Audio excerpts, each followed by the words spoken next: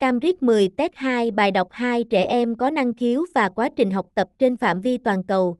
Năng khiếu thường được xác định bằng điểm số trong bài kiểm tra trí thông minh tổng quát, IQ test, khi kết quả vượt qua một ngưỡng nhất định, thường nằm trong top 2 đến 5% cao nhất.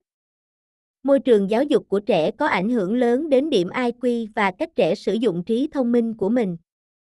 Ví dụ, các nghiên cứu Freeman, năm 2010, chỉ ra mối tương quan chặt chẽ giữa điểm IQ của trẻ và môi trường học tập tại gia đình. Trẻ có IQ cao, đặc biệt trên 130, thường nhận được sự hỗ trợ giáo dục chất lượng hơn, thể hiện qua số lượng sách trong nhà, mức độ giao tiếp bằng lời nói với cha mẹ, hay các hoạt động học tập tại gia. Bởi bài kiểm tra IQ chịu ảnh hưởng mạnh mẽ từ những gì trẻ đã học, nó phản ánh phần nào thành tích học tập hiện tại so với chuẩn lứa tuổi, tức là mức độ trẻ biết vận dụng kiến thức và kỹ năng trong khuôn khổ bài thi. Chẳng hạn, phần từ vựng phụ thuộc vào việc trẻ đã từng nghe những từ đó hay chưa. Tuy nhiên, bài kiểm tra IQ không thể phản ánh cách trẻ học, cách trẻ tư duy, cũng như không thể dự đoán khả năng sáng tạo. Không có thành tích xuất sắc nào xuất hiện mà không có sự hỗ trợ phù hợp. Để đạt đến đỉnh cao trong bất kỳ lĩnh vực nào, trẻ thông minh vượt trội cần được trang bị phương tiện học tập, tài liệu thử thách, sự hướng dẫn tập trung, và đặc biệt là nguồn động viên để theo đuổi ước mơ của mình. Có sự khác biệt rõ rệt trong cách trẻ có năng lực trí tuệ cao tư duy so với trẻ trung bình hoặc lớn tuổi hơn. Những em thường cần sự điều chỉnh bên ngoài từ giáo viên để bù đắp cho thiếu hụt trong khả năng tự điều chỉnh. Để phát huy tối đa khả năng học tập độc lập, mọi trẻ em đều có thể được giúp nhận ra phong cách học tập riêng của mình, gọi là siêu nhận thức, metacognitive, bao gồm các chiến lược lập kế hoạch, theo dõi, đánh giá và lựa chọn nội dung học. Ngoài ra, nhận thức cảm xúc cũng là một phần của siêu nhận thức. Trẻ cần học cách nhận biết cảm xúc liên quan đến quá trình học, chẳng hạn như sự tò mò, lo lắng hay tự tin. Các nghiên cứu cho thấy học sinh đạt thành tích cao thường sử dụng chiến lược tự điều chỉnh hiệu quả hơn và dễ dàng áp dụng chúng vào những nhiệm vụ mới lạ. Ở một số trẻ, khả năng này phát triển đến mức khiến chúng trở nên nổi bật trong các lĩnh vực cụ thể. Nhà nghiên cứu So và Kaneski, 1993, từng mô tả ngắn gọn thách thức của giáo viên: nếu học sinh năng khiếu chỉ đơn thuần nghĩ nhanh hơn, ta chỉ cần dạy nhanh hơn. Nếu chúng mắc ít lỗi hơn, ta có thể rút ngắn thời gian luyện tập. Tất nhiên, mọi chuyện không đơn giản như vậy, phương pháp dạy và học phải được điều chỉnh linh hoạt, để phản ánh sự đa dạng trong cách tư duy của từng cá nhân. Tuy nhiên, để có thể học độc lập, trẻ năng khiếu vẫn cần được hỗ trợ đúng mức từ giáo viên. Ngược lại, giáo viên kiểm soát quá mức có thể làm giảm khả năng tự học của học sinh. Dù phương pháp mớm từng muỗng, spoon feeding, có thể giúp trẻ đạt điểm thi cao, nó hiếm khi dẫn đến thành công bền vững trong cuộc sống. Phụ thuộc quá nhiều vào giáo viên khiến trẻ đánh mất sự chủ động và khát vọng khám phá. Khi giáo viên khuyến khích học sinh suy ngẫm về quá trình học và tư duy của chính mình, họ giúp học sinh phát triển khả năng tự điều chỉnh. Đôi khi, chỉ cần một câu hỏi đơn giản như "Hôm nay con học được gì?" cũng giúp trẻ nhận thức rõ hơn về hành trình học tập của mình. Bởi mục tiêu nền tảng của giáo dục là chuyển giao quyền làm chủ việc học từ thầy cô sang học sinh, việc giúp học sinh học cách học chính là kết quả cốt lõi của trải nghiệm học đường, đặc biệt với những em có năng lực cao. Các phương pháp như học chủ động, học kèm theo năng lực, hoặc dạy kèm giữa các bạn cùng trình độ đã được chứng minh là hiệu quả đặc biệt đối với những trẻ thông minh đến từ môi trường thiếu thốn. Tiến bộ khoa học không chỉ đến từ lý thuyết, mà còn từ kiến thức chuyên sâu. Những người am hiểu sâu một lĩnh vực cụ thể thường đạt thành tựu cao hơn nhiều so với người không chuyên. Elsau, 1995. Nghiên cứu của Simonton, 1988, về các nhà khoa học sáng tạo cho thấy, ở một mức độ nhất định, sự độc lập và tinh thần tự chủ đóng vai trò quan trọng hơn cả kỹ năng trí tuệ trong việc đạt tới đỉnh cao chuyên môn, vì quá trình học hỏi và rèn luyện đòi hỏi nỗ lực và thời gian khổng lồ. Sự sáng tạo, ở mọi hình thức, là sự kết hợp giữa năng lực chuyên môn và động lực mạnh mẽ bên trong. Weber, 1993. Tóm lại, quá trình học tập chịu ảnh hưởng sâu sắc của cảm xúc, cả từ bản thân người học lẫn từ những người xung quanh. Cảm xúc tích cực thúc đẩy sáng tạo và học hỏi, cảm xúc tiêu cực thì kìm hãm.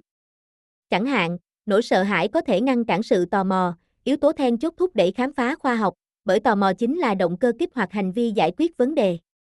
Trong bài tổng quan của Bocket, 1991, về cảm xúc trong học tập ở trẻ có IQ cao, bà phát hiện rằng những học sinh này biết kiểm soát cảm xúc của mình một cách chủ động.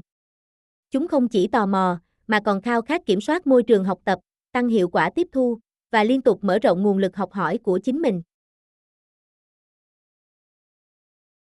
Cambridge IELTS 10, Reading Test 2, Passage 2, Gifted Children and Learning. Internationally, giftedness is most frequently determined by a score on a general intelligence test known as an IQ test, which is above a chosen cutoff point, usually at around the top 2 to 5%.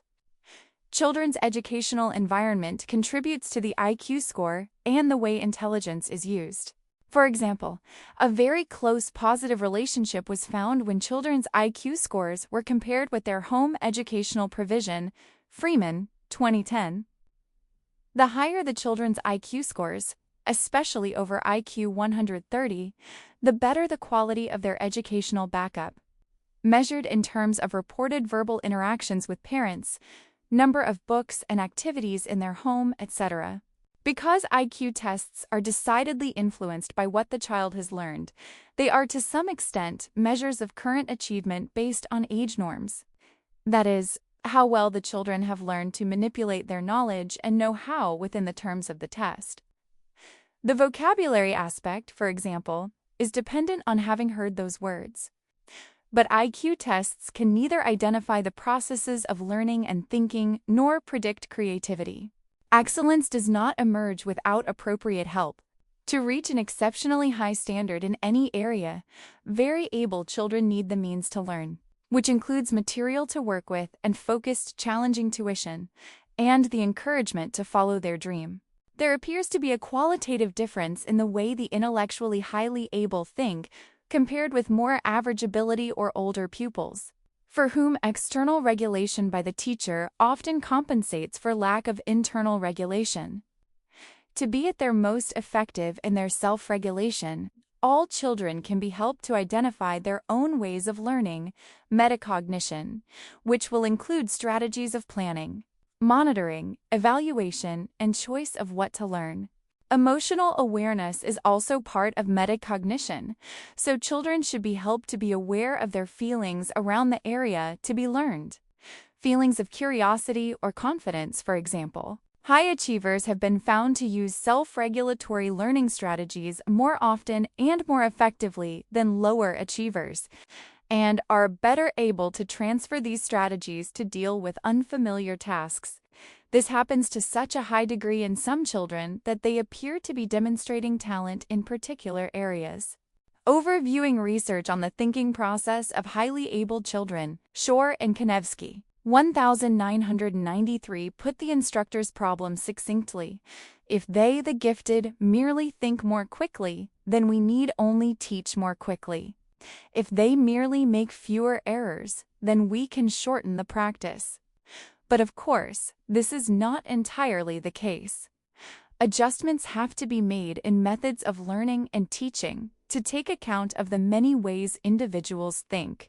Yet in order to learn by themselves, the gifted do need some support from their teachers. Conversely, teachers who have a tendency to over-direct can diminish their gifted pupils' learning autonomy, although spoon-feeding can produce extremely high examination results. These are not always followed by equally impressive life successes. Too much dependence on the teacher risks loss of autonomy and motivation to discover. However, when teachers help pupils to reflect on their own learning and thinking activities, they increase their pupils' self-regulation. For a young child, it may be just the simple question, "What have you learned today?" which helps them to recognize what they are doing. Given that a fundamental goal of education is to transfer the control of learning from teachers to pupils, improving pupils' learning to learn techniques should be a major outcome of the school experience, especially for the highly competent. There are quite a number of new methods which can help, such as child-initiated learning, ability peer tutoring, etc.